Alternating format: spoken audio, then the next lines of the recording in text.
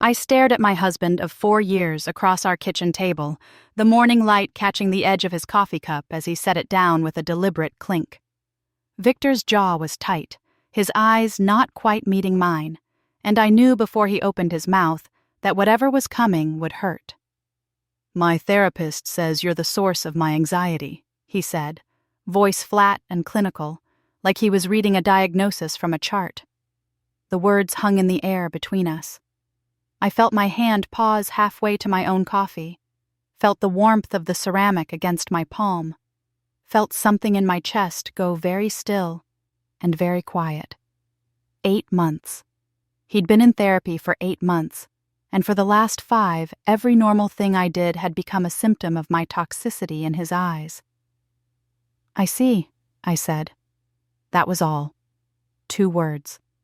I set my cup down, pushed back from the table, and walked to our bedroom. Behind me, I heard Victor's chair scrape, heard him call my name with that edge of irritation that had become so familiar lately, but I didn't turn around. My hands were steady as I pulled my suitcase from the closet. This wasn't the first time he'd weaponized therapy speak against me, but it would be the last. For 5 months, I'd watched the man I loved transform into a stranger who pathologized everything. When I asked where our money was going, I was controlling. When I wanted help keeping our kitchen clean, it was about power dynamics. When I asked where he was going at 10 at night, I was exhibiting concerning attachment patterns. Before we continue, please drop a comment if you've ever experienced something like this. We'd love to hear your story. And subscribe to the channel to help us grow. I folded my favorite sweater, the burgundy one Victor said made my skin glow back when he still said things like that. Back before Dr. Whitlock entered our lives, and suddenly every interaction needed to be dissected, analyzed, turned into evidence of my fundamental wrongness. "Nia, what are you doing?" Victor stood in the doorway now, confusion replacing the clinical certainty from moments before. "Solving your problem," I said, not looking up from my packing. My voice was calm, calmer than I'd felt in months. "You said I'm the source of your anxiety, so I'm removing the source." "That's not... You're being dramatic. Dr. Whitlock said we need to address the root causes of my stress, and you're obviously not listening." "I heard you perfectly."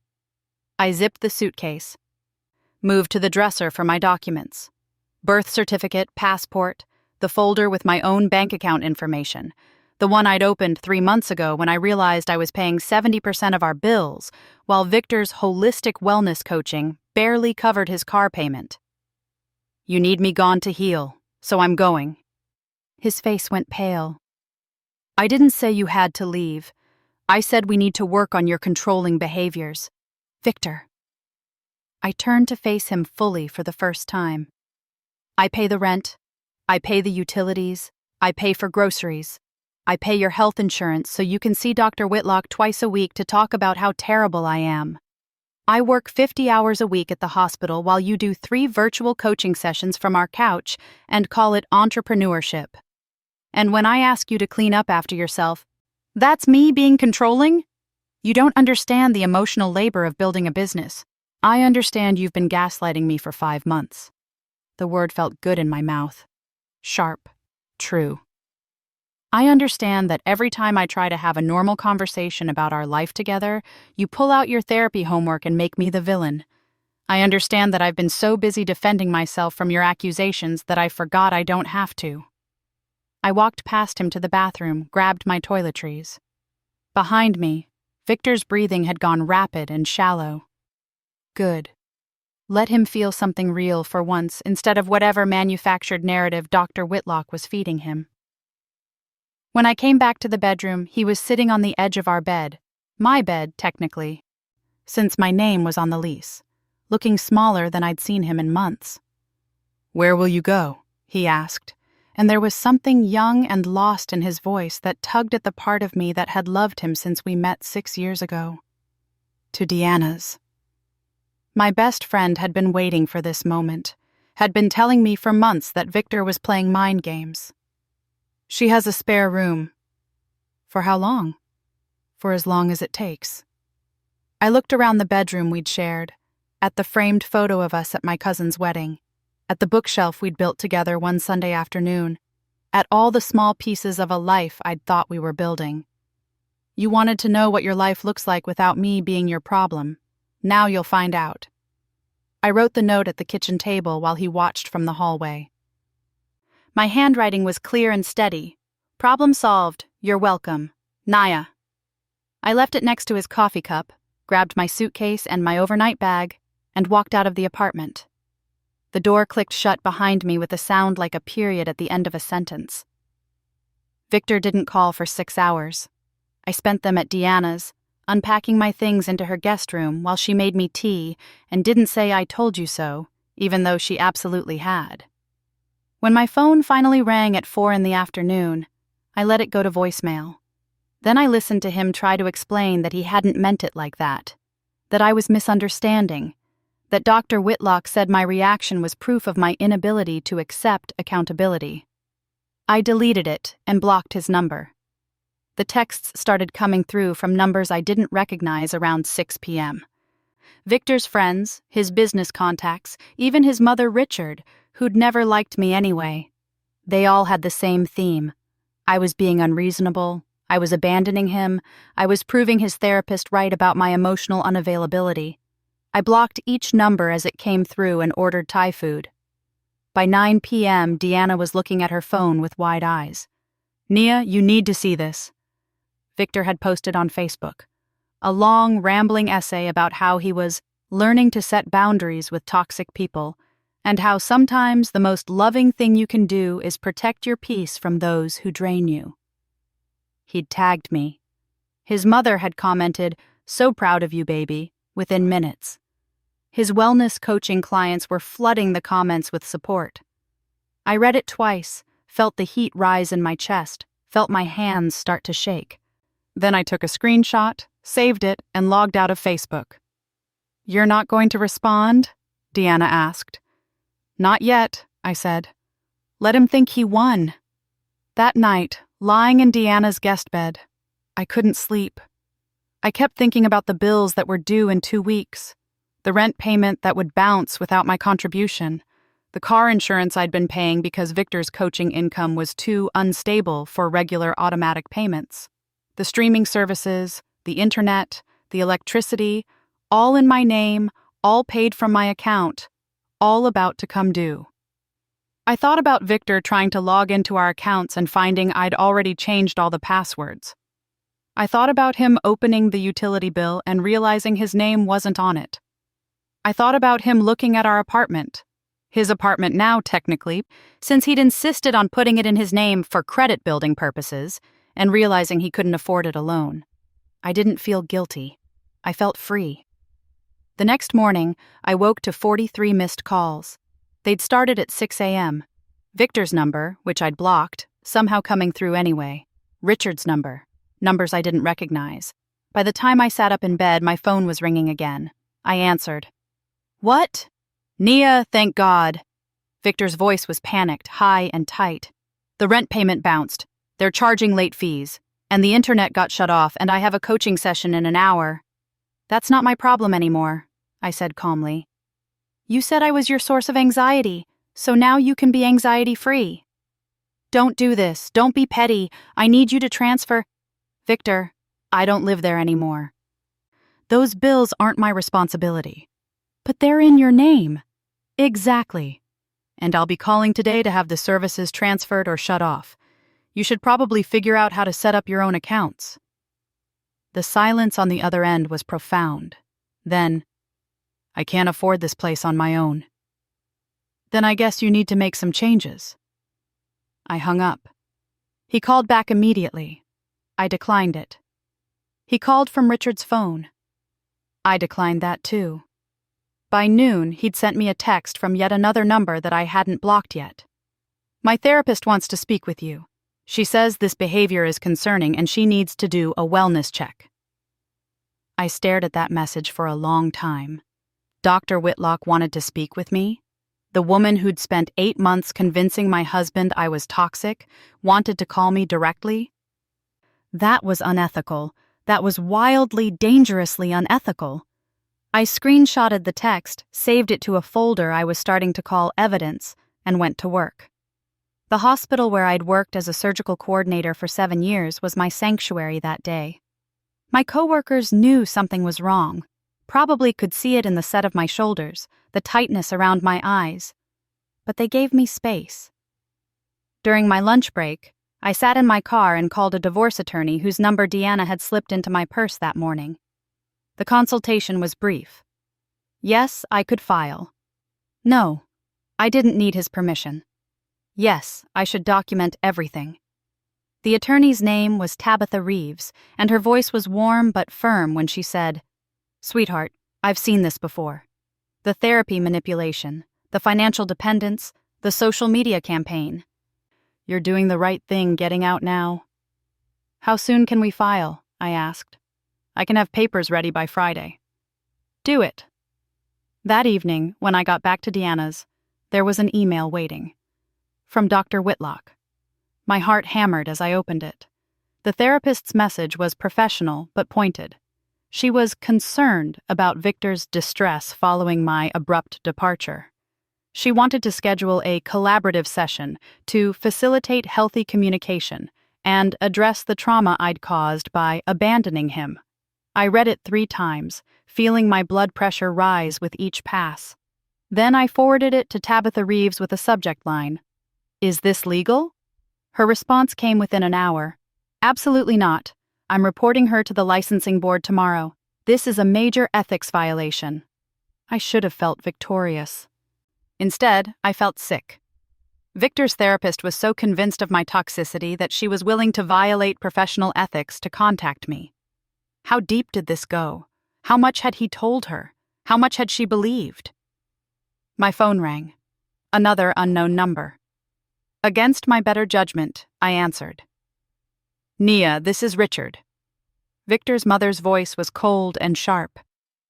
"I don't know what you think you're doing, but my son is falling apart. He can't eat, can't sleep, can't work. You need to come home and fix this."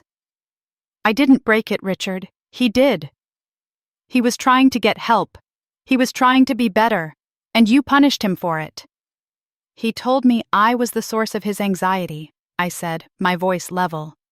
"I simply removed myself. That's what he said he needed." "You know that's not what he meant." "Then he should choose his words more carefully." I hung up. The calls kept coming. Victor's business partner, his coaching clients who'd seen his Facebook post and decided I was the villain, people I'd never met, telling me I was cruel, heartless, unwilling to support my husband's healing journey. I blocked them all. 3 days after I left, I got a certified letter at my office. Victor was demanding $15,700 in compensation for the financial and emotional damages my sudden abandonment had caused. He'd itemized it. Lost coaching income due to emotional distress, late fees on bills, costs associated with finding a roommate, projected therapy costs to heal from the trauma. I laughed. I actually laughed, standing there in the hospital mailroom until tears ran down my face and my supervisor asked if I was okay. "I'm perfect," I said, and I meant it. That afternoon, I served him with divorce papers. His response came not through lawyers, but through social media.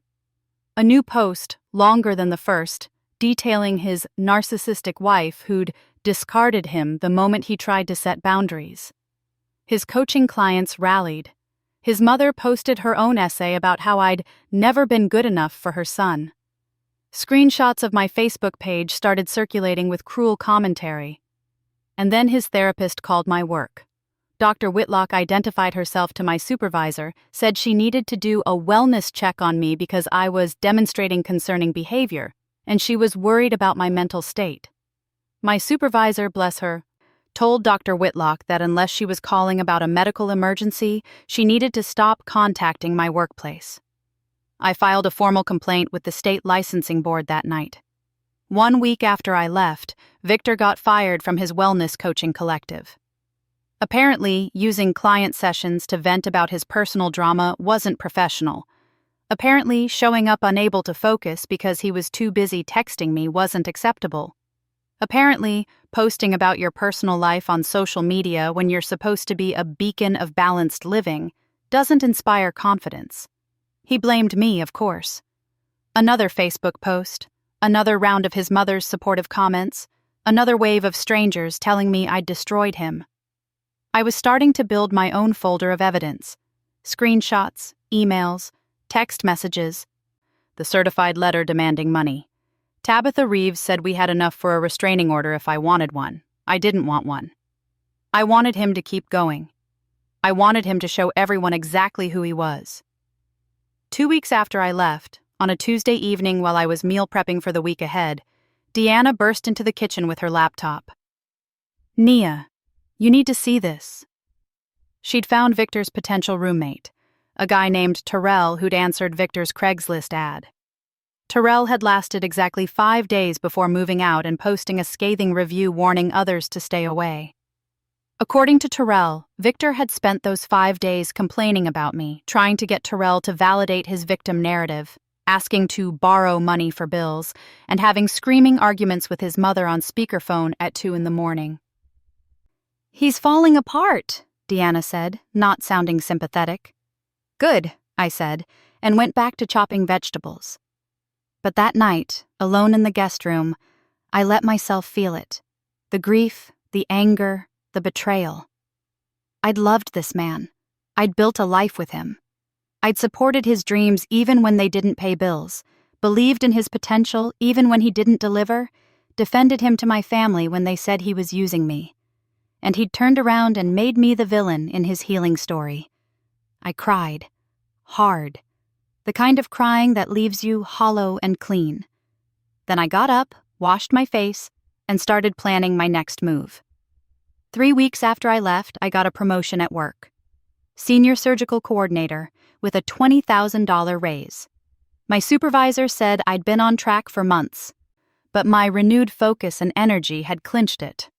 I celebrated with Deanna at our favorite restaurant, ordered the expensive wine, and checked my phone only once. 47 missed calls from numbers I'd blocked. I slept like a baby that night. The eviction notice came for Victor on a Friday. I knew because Richard called me, somehow got my new number, and screamed that I was killing her son, that I was evil, that she hoped I rotted in hell. "Have a blessed day, Richard," I said, and hung up.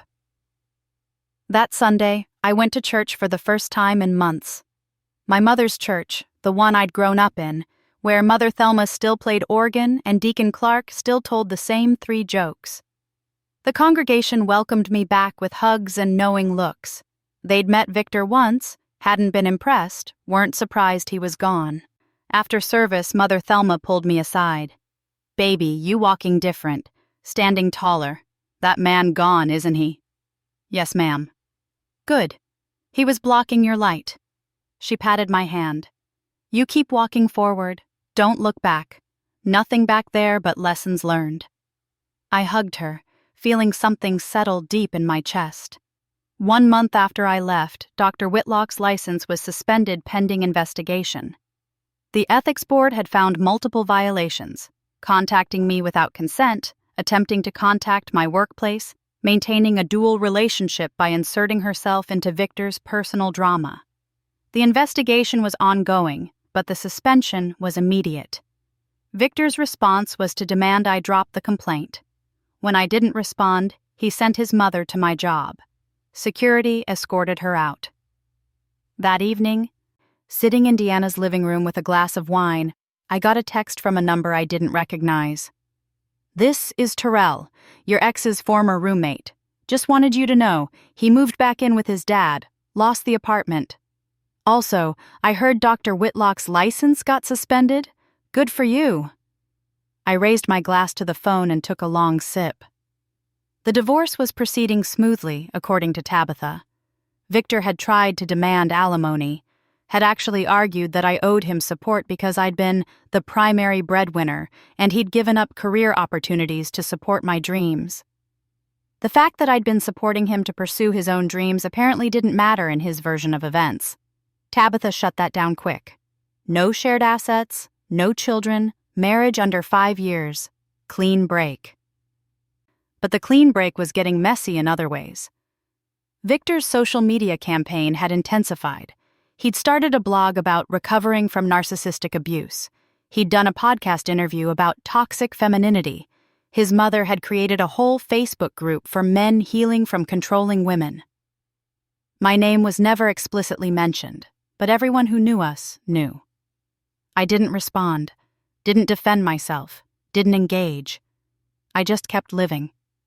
Started therapy, real therapy, with a woman named Dr. Chen who listened more than she talked and never once told me my feelings were wrong. Started working out again. Started dating, nothing serious, just coffee with a phlebotomist named Andre, who thought it was wild that my ex blamed his problems on me. "He sounds exhausting," Andre said over our second coffee date. "He was," I agreed. "But he's not my problem anymore." 6 weeks after I left, on a random Wednesday, I was leaving work when I saw him. Victor, sitting in his car in the hospital parking lot. Waiting. My heart hammered, but I kept walking toward my car, keys ready between my fingers like Deanna had taught me. He got out when he saw me. "Nia, please. We need to talk." "We don't," I said, not stopping. 5 minutes. Just give me 5 minutes. I'll leave you alone after, I promise." I stopped, turned, looked at the man I'd once loved and saw a stranger. Thinner, grayer, smaller.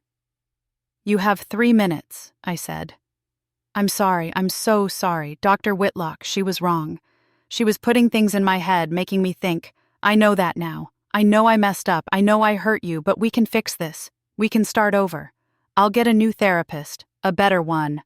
And we can work through this together." "No." The word hung between us. "Nia, you told me I was the source of your anxiety, Victor. You pathologized every normal thing I did. You let your mother attack me, your therapist harass me, your friends crucify me on social media. You demanded money from me, tried to blame me for losing your job, tried to make me responsible for your failures. I know I did, and I don't care." The words came out calm and clear. "I don't care that you're sorry now. I don't care that your therapist was wrong. I don't care that you're struggling. You made your choice when you decided I was your problem. I made mine when I took you at your word and left. But I love you." "No, you don't. You love what I did for you. You love having someone to pay your bills and clean your messes and absorb your blame. That's not love, Victor. That's convenience." I got in my car. He stood there, mouth open, looking like I'd slapped him. I drove away and didn't look back. That night, I got a call from an unknown number. I almost didn't answer, but something made me pick up. "Ms. Nia, this is Detective Ramsey with the Financial Crimes Unit. We need to talk to you about a complaint we received regarding your ex-husband, Victor Holloway." My blood went cold. "What kind of complaint?" "Several of his wellness coaching clients are claiming he took payment for services never rendered. His business partner filed fraud charges, and your name came up in the investigation. We'd like to ask you some questions."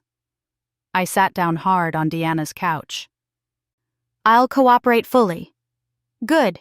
Can you come to the station tomorrow?" As I hung up, Deanna emerged from her room. "What's wrong? You're white as a sheet," I told her. Her eyes went wide. "So he's not just a bad husband," she said slowly. "He's a criminal?" "Apparently." We stared at each other. Then my phone buzzed. A text from Victor. "Please don't talk to the police. This is all a misunderstanding. If you tell them anything, you'll destroy me." I looked at the message for a long time. Then I screenshotted it, added it to my evidence folder, and texted back. "I'll be telling them everything." His response was immediate. "Then you'll regret this." I blocked the number. But as I lay in bed that night, my mind raced. Fraud charges, financial crimes, his business partner turning on him. What else had Victor been hiding? What else had I missed while I was too busy defending myself against his accusations to see what he was actually doing? And then I remembered something. A conversation from months ago before everything fell apart. Victor's business partner. What was his name? Isaiah. Isaiah mentioning something about client funds, about keeping better records, about Victor needing to be more organized with the money. I'd thought it was just business talk. Now I wondered. I got up, went to my laptop, and logged into my old email account. The one I'd shared with Victor for bills and household stuff. The one I hadn't checked since I left. There were hundreds of unread messages. Most were junk. But buried in there, I found emails from clients. Angry clients. Clients who'd paid Victor for 6-month coaching packages and only received 2 sessions. Clients who'd been charged multiple times. Clients who couldn't get refunds. And there, at the bottom of one email thread, was an automatic forward. From Victor's business account to our shared email. A payment receipt for $12,000 from a client named Vanessa Monroe. I'd never heard that name before. I clicked through the thread. Found more. Thousands of dollars in payments I'd never known about. Coaching packages sold, deposits taken, services never rendered. My hands were shaking as I downloaded everything, saved it all to a folder, and sent it to Detective Ramsey's email with a note. Found these in our shared email account. I had no knowledge of these transactions. Then I sat back and stared at the screen. Victor hadn't just been gaslighting me about our relationship. He'd been running a scam, using his holistic wellness coaching as a front, taking money from vulnerable people and delivering nothing. And he'd hidden it all while making me the villain for asking where our money was going. The rage that hit me then was pure and clean and righteous. This man had spent 5 months making me question my sanity, my worth, my basic human decency. He'd weaponized therapy, recruited his mother and friends, tried to destroy my reputation, all while literally stealing from people. I thought about his threat. "You'll regret this." "No," I thought. "You will." I called Detective Ramsey back, left a voicemail. "I found something. Call me as soon as possible. I have evidence." Then I called Tabitha Reeves, woke her up. "We need to add fraud to the divorce proceedings. I just found out my ex has been scamming his clients." She was quiet for a moment. Then, "How much evidence do you have?" "Thousands of dollars worth, maybe more." "Send me everything. We're going nuclear." I hung up and felt something settle in my chest. Not peace, not yet, but purpose. Victor wanted to make me his villain? Fine. I'd be the villain who brought his whole house of cards crashing down. My phone rang. Detective Ramsey. "Ms. Nia, I got your voicemail. How fast can you get me those files?" "Sending them now." As I attached the documents and hit send, my hands were steady. My mind was clear. Behind me, Deanna appeared in the doorway. "What's happening?" "Justice," I said. "Justice is happening." She smiled. "Good. It's about damn time." But as I closed my laptop and prepared for bed, my phone lit up one more time. A text from a number I didn't recognize. "This is Dr. Whitlock. We need to talk about what you're doing to Victor. You're making a terrible mistake." I stared at that message. The suspended therapist still inserting herself, still defending him, still convinced I was the problem. I screenshotted it, added it to the ethics board complaint, sent it to Tabitha. Then I turned off my phone and went to sleep. Tomorrow, I'd talk to the detective. Tomorrow, I'd help build the case. Tomorrow, I'd watch Victor's carefully constructed victim narrative collapse under the weight of actual evidence. But tonight, I just needed to rest, because the fight was just beginning. Detective Ramsey slid a folder across the metal table, the fluorescent lights of the police station interview room making everything look sterile and harsh. It was 7 a.m, barely 12 hours since I'd sent those emails, and I was sitting across from a woman who looked like she hadn't slept in days. $93,000, she said, tapping the folder. "That's what we've documented so far. 12 clients, all paid in full for 6-month coaching packages. Most received 2 sessions or less. Some got nothing at all." I felt my stomach drop. 93,000? "And counting. We've got 4 more potential victims coming in today. Detective Ramsey leaned back in her chair, studying me. Your ex-husband was running a sophisticated operation, professional website, testimonials, the whole 9 yards. He was convincing. I had no idea. My voice came out smaller than I wanted.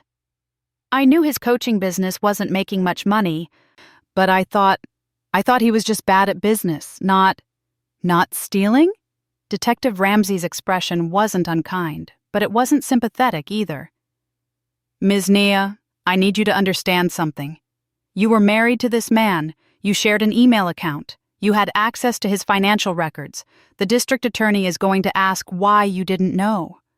Why you didn't report it sooner. The implication hit me like cold water. You think I was involved. I think you need a good lawyer. Because when this goes public, and it will go public, people are going to have questions. My hands were shaking as I left the police station an hour later. The morning sun felt too bright, the traffic too loud. I sat in my car for 10 minutes, gripping the steering wheel, trying to breathe. Then my phone rang. My supervisor at the hospital. Nia, you need to come in right now. Don't go to your department. Come straight to HR. My promotion. My beautiful, hard-earned promotion. I knew before I walked into that office what was going to happen. The HR director was a woman named Patricia Nguyen, and she looked genuinely pained as she gestured for me to sit.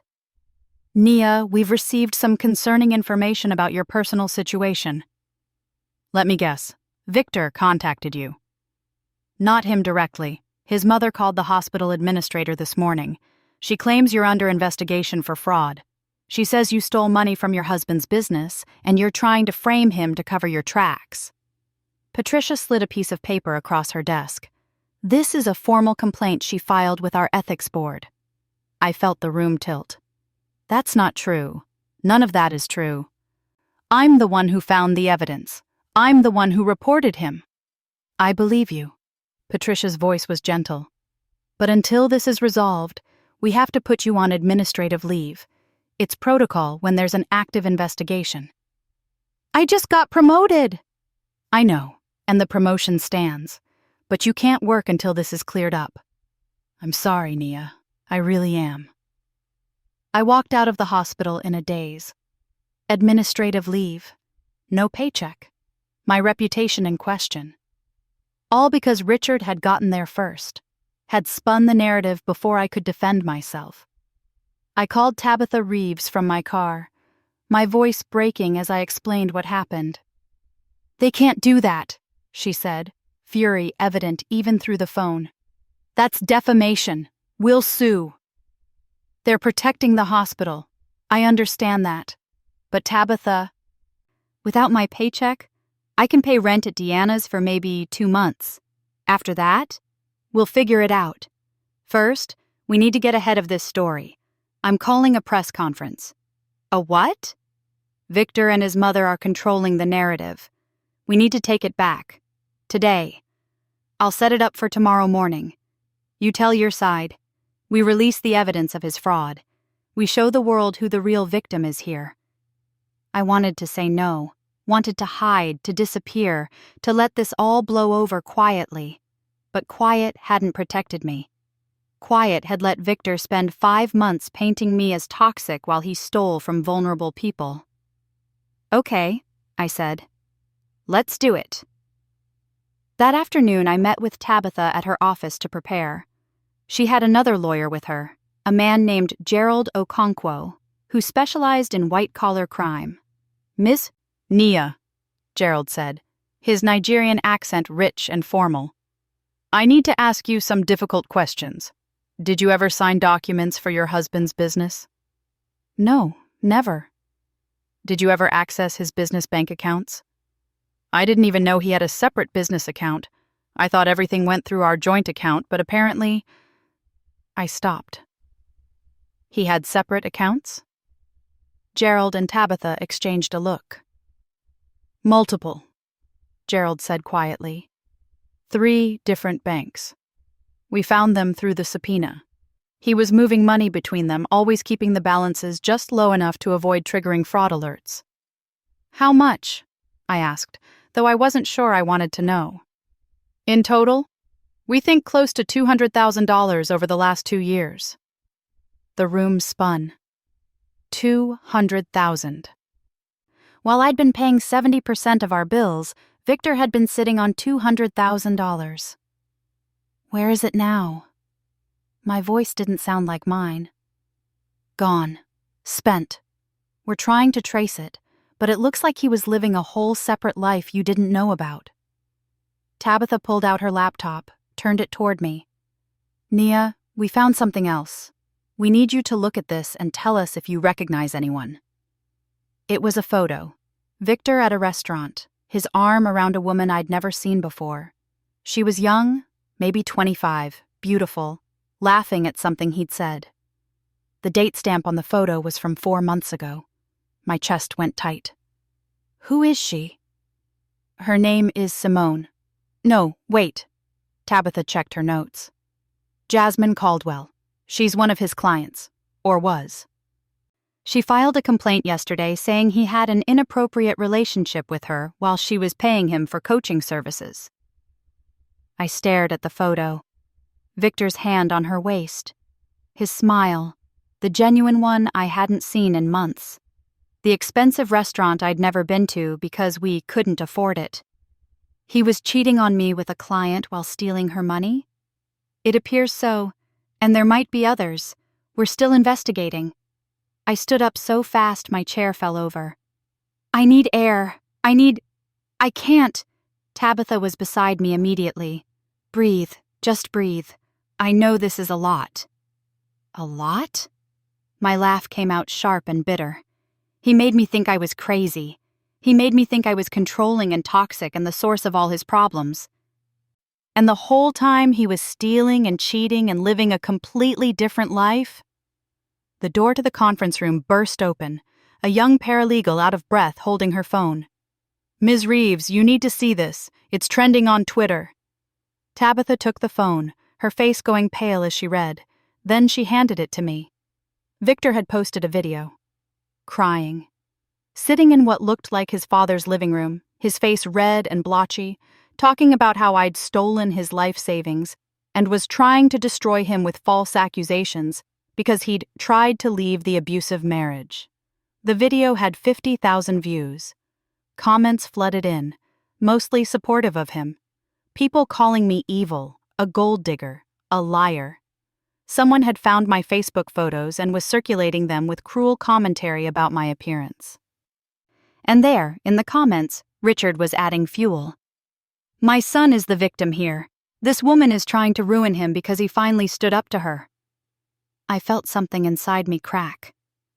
"We need to respond," Gerald said. "Right now. We need to release our evidence before this gets worse." "It's already worse," I said quietly. Tabitha made calls. Within an hour, we had a statement ready. Photos of the bank records. Screenshots of the client complaints. Everything except Jasmine's photo. Tabitha said we needed her permission first. We released it to 3 local news stations and posted it on social media from a new account Tabitha's team created for me. Then we waited. The response was immediate. The news stations picked it up. "Wellness coach under investigation for fraud" became the evening news headline. My statement, calm, factual, devastating, went viral. Victor's video started getting ratioed. People who'd been supporting him began questioning.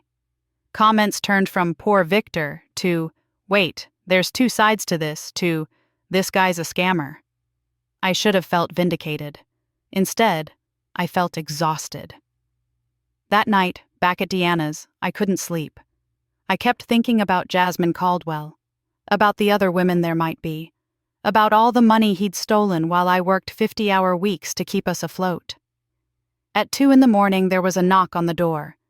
Deanna and I both froze. Then another knock, harder. "Nia, I know you're in there!" Richard's voice shrill and angry. "You come out here and face me like a woman instead of hiding behind lawyers." Deanna grabbed her phone. I'm calling the police. Nia, you're destroying my son. He's sick because of you. He can't eat, can't sleep. You did this. I walked to the door, Deanna trying to grab my arm to stop me. I opened it just enough to see Richard's face, twisted with rage. Your son stole $200,000 from vulnerable people, I said, my voice deadly calm. Your son cheated on me while I paid his bills. Your son is a fraud and a liar, and the only thing I did was finally stop protecting him from the consequences of his choices. You're lying. You're making this all up because he tried to leave you. Then why did he have 3 secret bank accounts? Why did 12 clients file complaints? Why is the police detective building a case against him? I leaned forward. You can believe whatever story makes you feel better about raising a con artist, Richard, but the evidence doesn't lie. She slapped me, hard. The crack of her palm against my face echoed in the hallway. Deanna was there instantly, pushing between us. That's assault. The police are on their way. You need to leave, now. Richard stood there, breathing hard, her hand still raised. Then she seemed to realize what she'd done. You made me. You pushed me. I stood in a doorway and told you the truth. You chose violence. I touched my burning cheek. Just like your son chose fraud. The police arrived 6 minutes later. Richard tried to claim I'd provoked her. Deanna had video from her phone. She'd started recording the moment Richard knocked. They arrested her for assault and trespassing. As they led her away, she screamed back at me, "You'll pay for this! My family has connections! You don't know who you're messing with!" The officer putting her in the car looked apologetic as he glanced at me. You might want to file for a restraining order, ma'am. Against her or her son? Both. That night, Deanna made me ice my face while she paced. Her family has connections? What does that even mean? I don't know. She's always been dramatic. Victor's dad is a retired postal worker. It's not like they're the mob. But the next morning, I found out what she meant. My lawyer called at 8 a.m. Nia, we have a problem. The district attorney is Victor's cousin. I sat up so fast I got dizzy. What? Victor's mother's nephew, Marcus Holloway. He's the DA and he's recusing himself from the case. But not before he assigned it to his deputy, who happens to be engaged to Victor's childhood best friend. That can't be legal. It's not illegal, just deeply unethical. We're filing motions, but this complicates things. The deputy DA, woman named Keisha Winters, she's already making noise about charging you as an accessory. An accessory to crimes I reported? She's claiming you had to know, that you benefited from the stolen money, that you're only reporting it now to save yourself. I felt the walls closing in. But I have proof I reported it the moment I found out. Which was months after the crimes occurred. They're going to argue you were complicit the whole time. After I hung up, I sat on Deanna's couch, staring at nothing. Victor's family had connections I didn't know about. The legal system was already rigged against me. My job was gone. My reputation was in shambles. And now I might face criminal charges for crimes I didn't commit. Deanna sat beside me. We'll fight this. How? They have the DA's office. They have public opinion. Victor's crying videos get more sympathy than my evidence. His mother assaulted me and people online are saying I deserved it. I looked at my best friend.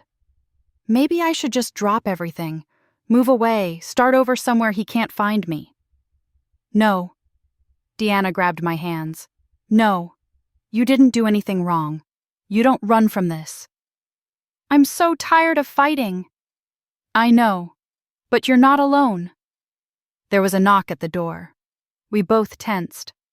But when Deanna checked the peephole, her eyebrows shot up. Nia, you need to see this. She opened the door to reveal a woman in an expensive suit, probably in her 60s, with silver hair and the kind of presence that demanded attention. Ms. Nia Washington? The woman asked. Yes? My name is Judge Loretta Patterson. I'm retired from the bench, but I still consult on cases involving legal ethics violations. I've been following your situation, and I'd like to help. I blinked. I don't understand. May I come in? 5 minutes later, Judge Patterson was sitting in Deanna's living room, laying out a plan that made my head spin. Victor's cousin being the DA is a conflict of interest. The deputy DA being connected to Victor's best friend is another conflict. Dr. Whitlock's ethics violations are documented and egregious. Your ex-husband's fraud is provable. This entire situation is a house of cards, and I know exactly how to knock it down. Why would you help me? I asked. You don't know me. Judge Patterson's expression hardened. Because 20 years ago, my daughter was in a situation like yours. Her husband gaslit her, stole from her, made her think she was crazy. And when she finally left, he used his family's connections to destroy her reputation and take her children. By the time I found a lawyer willing to fight the system, she'd lost everything. She never recovered. She met my eyes. I won't let that happen to another woman. Not when I have the power to stop it. What do you need from me? I asked. Everything. Every text, every email, every receipt, every piece of evidence you have. And I need you to trust me when I say this is going to get worse before it gets better. How much worse? They're going to charge you. Probably tomorrow. Accessory to fraud, maybe conspiracy. It won't stick, we'll make sure of that. But they'll arrest you, process you. It'll be public, humiliating. Victor will use it to claim vindication. My stomach dropped. I'll lose everything. For a moment, yes, but then we fight back. And we don't just win, we expose every single person who enabled this. The corrupt deputy DA, the unethical therapist, Victor's whole operation. We burn it all down and rebuild from the ashes. I looked at Deanna. She nodded. Okay, I said. Let's do it. Judge Patterson smiled. Good. Now I need you to do something that's going to be very difficult. I need you to call Victor. What? Why? Because he's going to incriminate himself, and we need it on tape. My hands shook as I dialed his number 20 minutes later. Judge Patterson's borrowed recording device attached to my phone.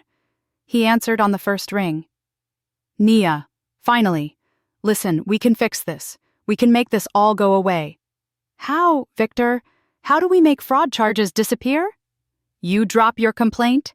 You tell the police you made a mistake, that you misunderstood the business accounts. My cousin can make the investigation go away if you just... Your cousin, the DA? He wants to help. Family helps family. You could be family again. We could fix our marriage, start over. I made mistakes, I know that, but we can... You stole $200,000. I borrowed money. I was going to pay it back. Those clients, they understood. They filed police complaints, Victor. Because you poisoned them against me. You started this whole thing. His voice was rising, getting desperate. If you just tell the truth, tell them you knew about the business structure, that you helped set it up. But I didn't. But you could say you did. You could take responsibility for your part in this. My mom's lawyer says if we present a united front, say it was a misunderstanding between husband and wife, business partners, they'll drop everything. There it was. He wanted me to lie, to take the fall with him. And what do I get out of this? I asked, watching Judge Patterson nod encouragingly. You get me back. You get our life back. Isn't that what you want? What I want, I said slowly, is for you to face the consequences of your actions. What I want is justice for the people you stole from. What I want is to never see you again. You're making a huge mistake. My family has power you don't understand. We can protect you or we can destroy you. Your choice. Then I guess you'll destroy me, because I'm not lying for you. I hung up. Judge Patterson was grinning. Perfect. He just admitted to fraud, admitted his cousin is interfering in the investigation, and threatened you. All on tape. Will it be enough? It's a start. Now we wait for them to make their next move. The next move came that night. A leaked story to the local news. Hospital coordinator arrested in fraud scheme. It was dated for tomorrow, but someone had sent it to Tabitha early. They were planning to arrest me in the morning, make a spectacle of it. Judge Patterson made 3 phone calls. By midnight, she'd arranged for me to surrender voluntarily at a station across town, away from the media circus Victor's family was orchestrating.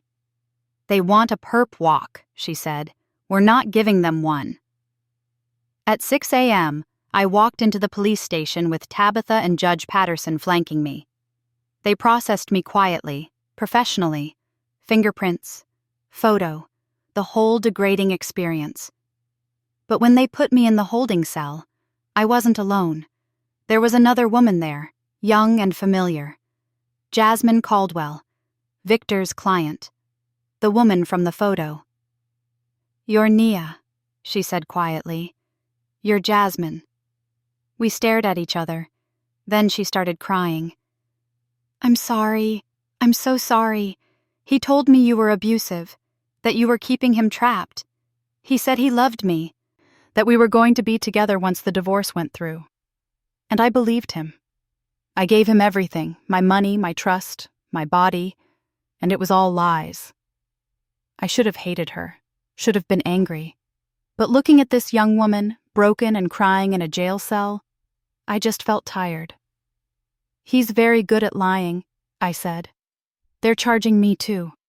They say I helped him defraud other clients because I referred people to him. But I didn't know. I really didn't know." "I believe you." She looked up at me, shocked. "Why?" "Because I was married to him for 4 years, and I didn't know. Why would you?" We sat in silence for a moment. Then Jasmine said, "There are others. At least 4 more women he was seeing.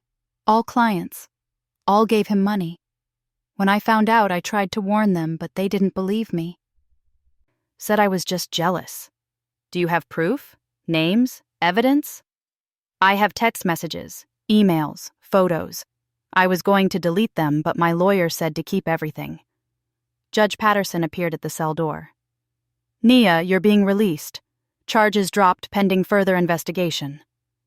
Then she saw Jasmine. "Who's this?" "Someone who can help us," I said. "She has evidence against Victor. She has names of other victims." Judge Patterson's eyes lit up. "Is that so?" 30 minutes later, Jasmine and I were both out, sitting in Judge Patterson's car, going through Jasmine's phone. 4 more women. $30,000 more in fraud. And texts from Victor to Jasmine that were so damning, so clearly manipulative, that even I was shocked. "This changes everything," Judge Patterson said. "This isn't just fraud. This is a pattern of predatory behavior. This is him systematically targeting vulnerable women." My phone rang. Detective Ramsey. "Ms. Nia, you need to get down here.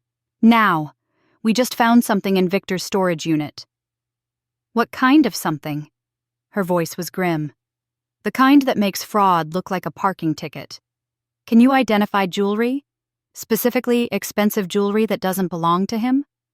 My blood went cold. "Why?" "Because we just found $200,000 worth of it, and according to his business partner Isaiah, Victor's been running a separate scam, convincing wealthy clients to loan him family heirlooms for energy cleansing ceremonies and then pawning them."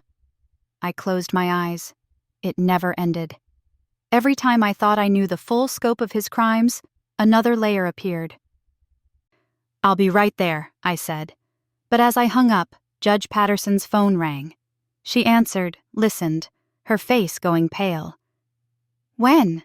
she asked. Then, "How bad?" She hung up and looked at me.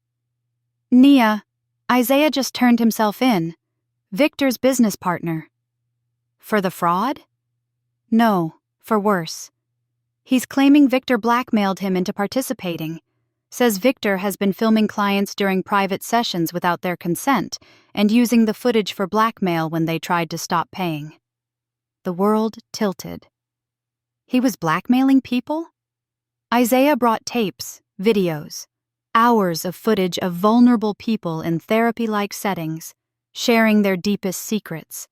Victor's been using it to extort money. Jasmine made a choking sound. He filmed our sessions? Judge Patterson nodded grimly. If you signed a consent form, it might have had hidden language. We'll need to check. I couldn't breathe, couldn't think. This wasn't just a cheating husband who stole some money. This was systematic, predatory evil. There's more, Judge Patterson said quietly. Isaiah says the whole thing was Dr. Whitlock's idea, that she and Victor have been partners from the beginning. The therapy was a front to identify vulnerable clients. She'd refer people to him, he'd exploit them, they'd split the money. Everything stopped. Dr. Whitlock, the therapist who'd convinced Victor I was toxic, the woman who'd violated ethics to contact me. She wasn't just an enabler, she was the mastermind. And I'd walked right into their trap. I sat in Judge Patterson's office 3 days later, staring at a wall of evidence that made me feel sick. Photos of the storage unit filled with stolen jewelry, transcripts of the blackmail videos, bank records showing payments between Dr. Whitlock and Victor going back 2 years. And in the center of it all, a conspiracy so elaborate, so calculated, that I couldn't believe I'd been married to one of the architects. I'm the idiot who led them to more victims, I said, my voice hollow. Every time I talked about my friends, my co-workers, people from church, Victor was taking notes, finding his next targets. Judge Patterson set down her coffee. You were a victim, Naya, not an accomplice. Then why do I feel like I enabled this whole thing? Why do I feel like I should have known? Because that's what they wanted you to feel. That's how gaslighting works. They make you doubt yourself so thoroughly that you can't trust your own judgment. She pulled out another folder. But here's what you need to know. You're not the one on trial anymore. They are. The preliminary hearing was set for Monday, 5 days away. The prosecution, now handled by a special prosecutor from the State Attorney General's office after Victor's cousin was removed, had built a case that made my head spin. Fraud, blackmail, identity theft, unlicensed therapy practice, conspiracy, witness tampering. The charges kept growing. And somehow, in the middle of all of it, I was supposed to testify. To face Victor and Dr. Whitlock in court. To relive every manipulation, every lie, every moment I'd questioned my own sanity. I can't do this, I whispered. Yes, you can, Deanna said from the doorway. I hadn't even heard her come in. Because you're not alone, and because a whole lot of people are counting on you. She was right. Jasmine had become an unexpected ally, bringing 3 more victims forward. Isaiah's testimony had opened doors to even more evidence. Detective Ramsey had found 12 additional victims, mostly women, all vulnerable, all systematically targeted. But it was the community response that shocked me most. That Sunday, I went to church for the first time since the arrest. I almost didn't go. Didn't want to face the whispers, the judgment, the questions. But Mother Thelma had called personally and said, "Baby, your church family needs to see you, and you need to see us." When I walked through those doors, I expected silence, stares. Instead, I got a standing ovation. The entire congregation rose as I entered, and Mother Thelma started singing "We Shall Overcome" from the organ. Deacon Clark was crying. Sister Henrietta, who never cried, was crying. They'd known. They'd followed every development. They'd been praying. After service, they crowded around, not with pity, but with fury on my behalf. "That boy always was slippery," Deacon Clark said. "Never looked me in the eye." "And that therapist?" Sister Henrietta shook her head. "The devil comes in all forms, baby, even with a license and a clipboard." But it was Pastor Williams who pulled me aside, his old hands gripping mine.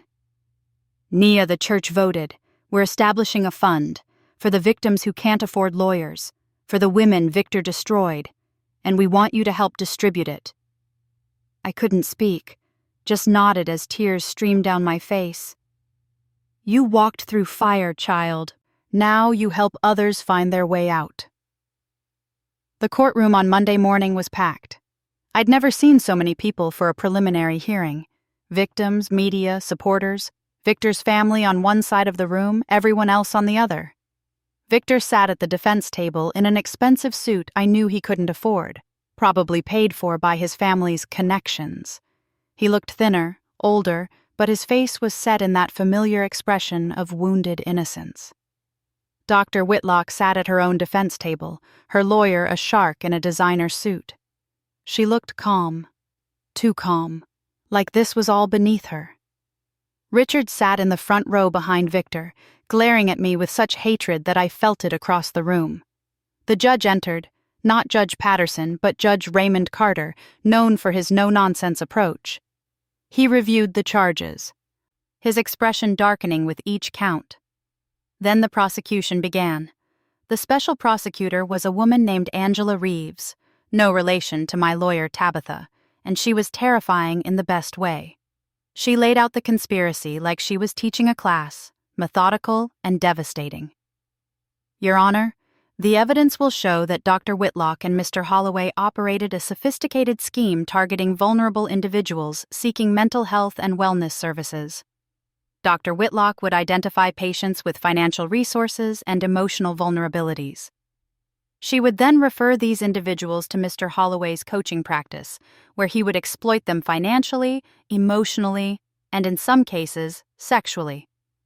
Victor's lawyer jumped up. "Objection. These are unproven allegations." "Sit down, counselor," Judge Carter said. "This is a preliminary hearing. She can allege whatever she wants. You'll get your turn." Angela continued. The scheme involved multiple layers. First, Dr. Whitlock would conduct legitimate therapy sessions, building trust and identifying vulnerabilities. Second, she would suggest clients might benefit from Mr. Holloway's holistic wellness coaching. Third, Mr. Holloway would charge exorbitant fees for minimal services. Fourth, when clients tried to stop paying or demand refunds, he would use confidential information obtained through Dr. Whitlock to blackmail them. She pulled up a video on the courtroom screen. It was one of Victor's coaching sessions, secretly recorded.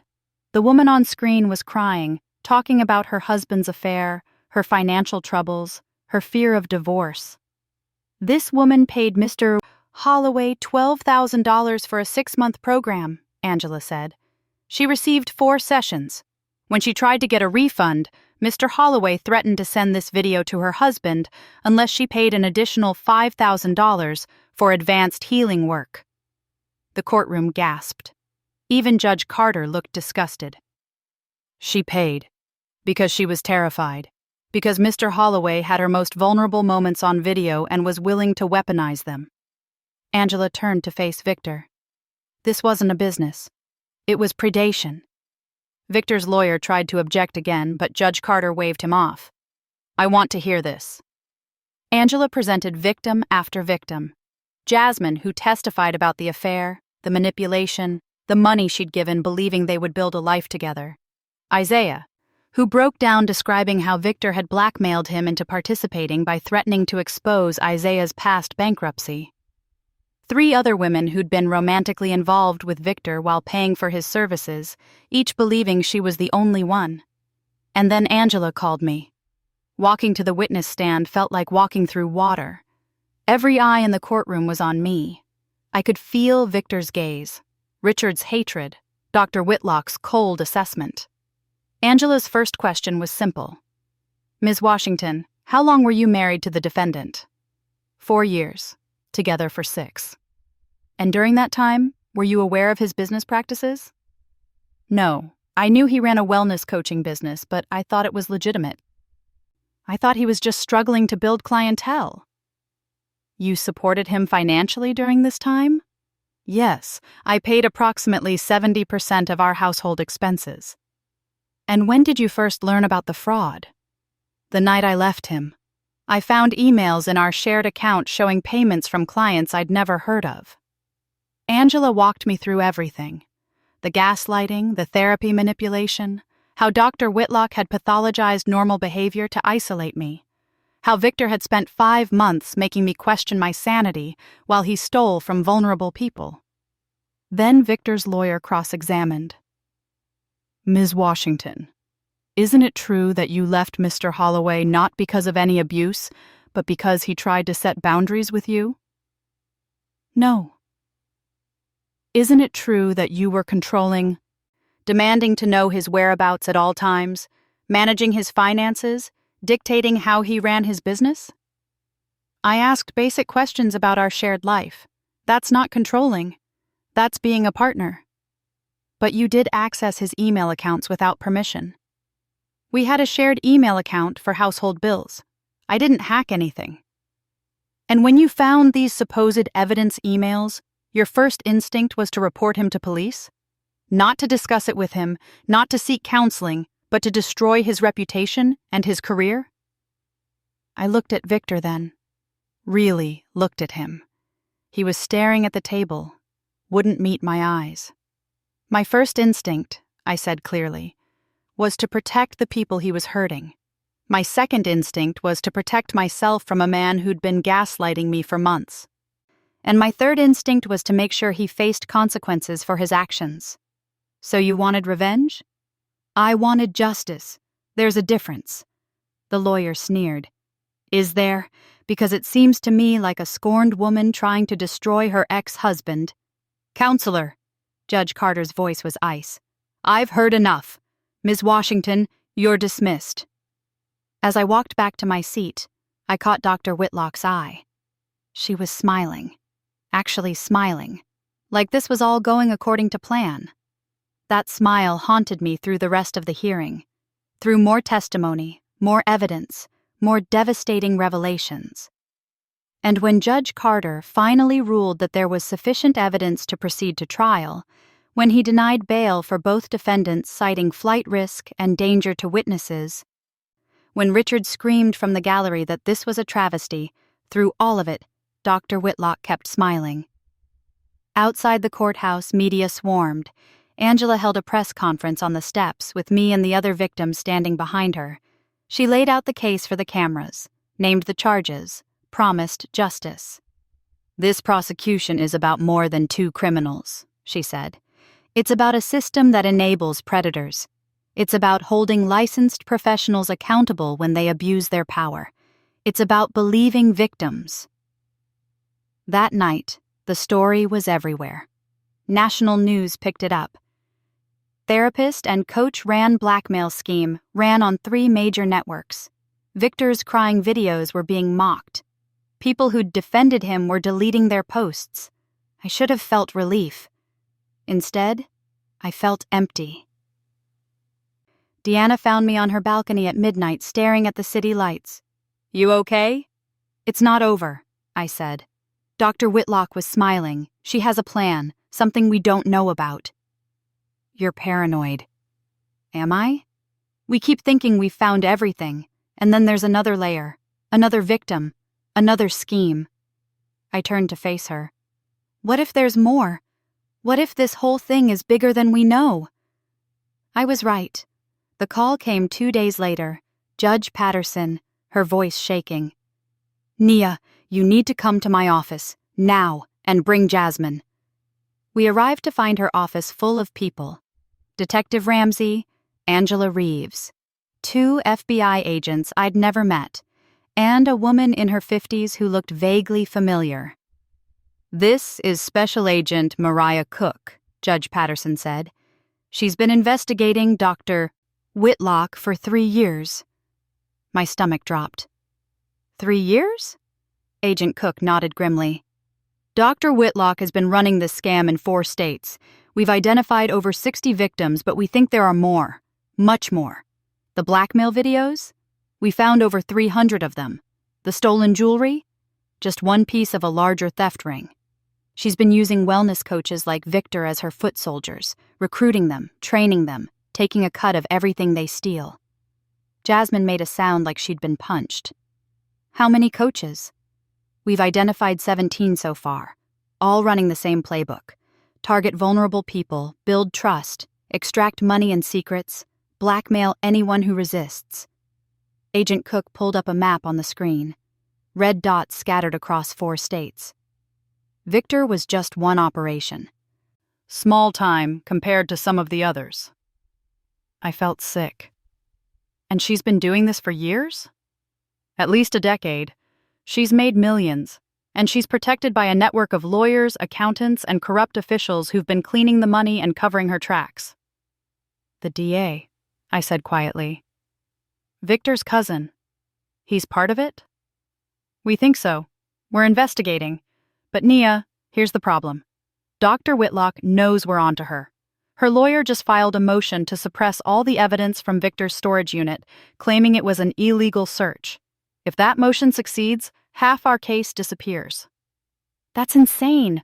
The search was legitimate. The judge reviewing the motion is someone we suspect is on Dr. Whitlock's payroll, Judge Bernard Ashford. He's ruled in her favor before on other cases. Cases that made our investigation harder. Angela Reeves leaned forward. We need something that ties Dr. Whitlock directly to the conspiracy. Something that bypasses the suppressed evidence.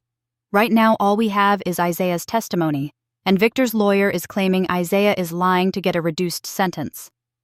What about the videos? Jasmine asked. The blackmail videos she helped create? Victor's lawyer is claiming he made those without her knowledge, that she's a victim of his manipulation, too. Agent Cook's expression was disgusted. She's positioning herself as another one of his targets, a therapist who trusted the wrong person. I stood up, pacing. That's not going to work. I won't let it work. Naya, if the evidence gets suppressed, there's nothing we can do. There has to be something. Something we haven't found yet. Something that proves she was the mastermind. Judge Patterson was quiet, thinking. Then, the files. Everyone turned to her. Dr. Whitlock's patient files, the ones she kept on the victims before referring them to Victor. Those would show premeditation, would show her role in identifying targets. Judge Patterson stood. But they'd be protected by doctor-patient privilege unless the patients waive privilege, Angela said, catching on. How many victims are we talking about? 12 that we know of who saw her before seeing Victor, Detective Ramsey said. Get them to waive privilege. All of them. We subpoena those files, we prove she wasn't just enabling Victor, she was selecting his victims. It took 3 days to contact all 12 victims and get them to sign waivers. 3 days of phone calls, explanations, convincing traumatized people to expose their most vulnerable moments in service of justice. Jasmine and I led the effort, sharing our own stories, building trust. By Friday, we had all 12 signatures. The subpoena was served Saturday morning. Dr. Whitlock's lawyer fought it, filed emergency motions, tried every trick. But by Monday afternoon, we had the files. And they were damning. Dr. Whitlock had kept detailed notes on every patient she referred to Victor.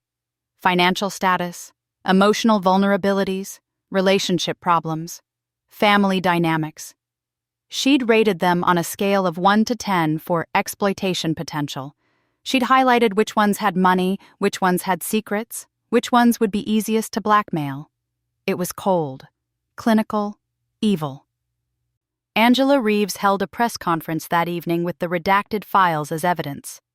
Dr. Whitlock didn't just fail to stop Victor Holloway. She orchestrated his crimes. She selected his victims like she was shopping from a catalog. This is conspiracy in its most predatory form. The trial was set for 6 weeks out, but we'd won the preliminary battle. The evidence wouldn't be suppressed. Judge Ashford recused himself after the FBI started openly investigating his connection to Dr. Whitlock. A new judge was assigned, one with a reputation for being tough on white-collar crime. Victor's lawyer tried to negotiate a plea deal. Angela rejected it. Your client testifies against Dr. Whitlock and gives us everything, every victim, every scheme, every corrupt official, or he faces the full weight of every charge. Those are the only options. Victor took the deal. 3 days before trial, he flipped, gave them everything, named names, exposed the whole network. Dr. Whitlock's empire collapsed in 72 hours. Arrests across 4 states, 17 wellness coaches charged, 5 corrupt officials, including the deputy DA, millions in assets frozen.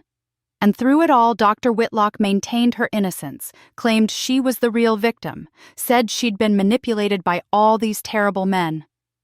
No one believed her. The trial lasted 3 weeks.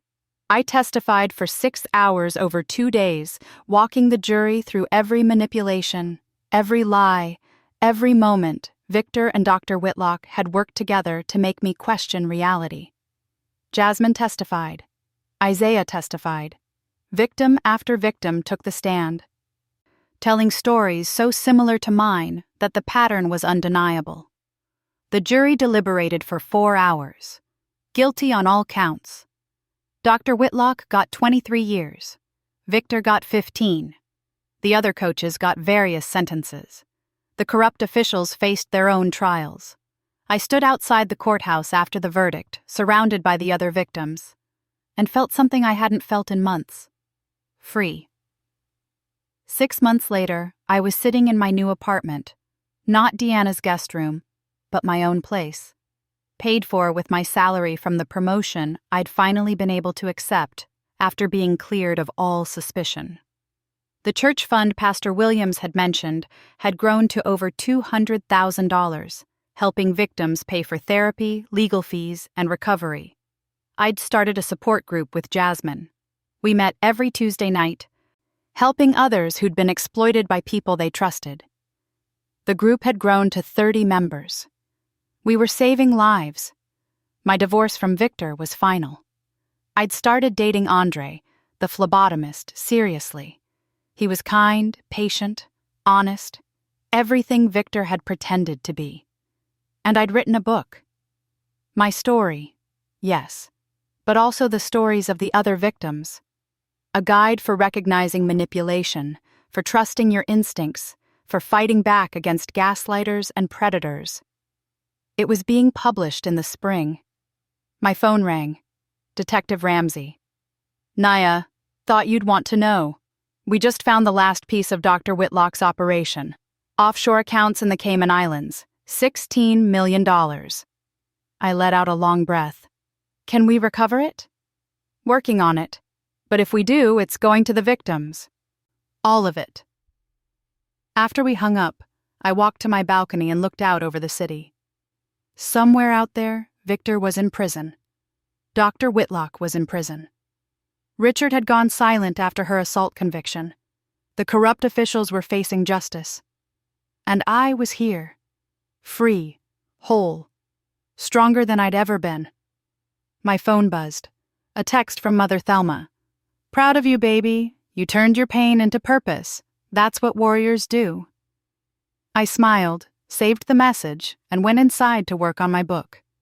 The chapter I was writing was titled, The Day I Took Him at His Word. It began, When someone tells you who they are, believe them. When someone tells you you're their problem, solve it by removing yourself from their equation. When someone tries to make you doubt your reality, trust yourself anyway. And when someone tries to destroy you for escaping their trap, burn their whole operation to the ground and rebuild yourself from the ashes. I was done being anyone's source of anxiety, done being anyone's scapegoat, done apologizing for refusing to be victimized. I was Nia Washington. I was a survivor. I was a warrior. And my story was just beginning. Thanks for listening. Don't forget to subscribe and feel free to share your story in the comments. Your voice matters.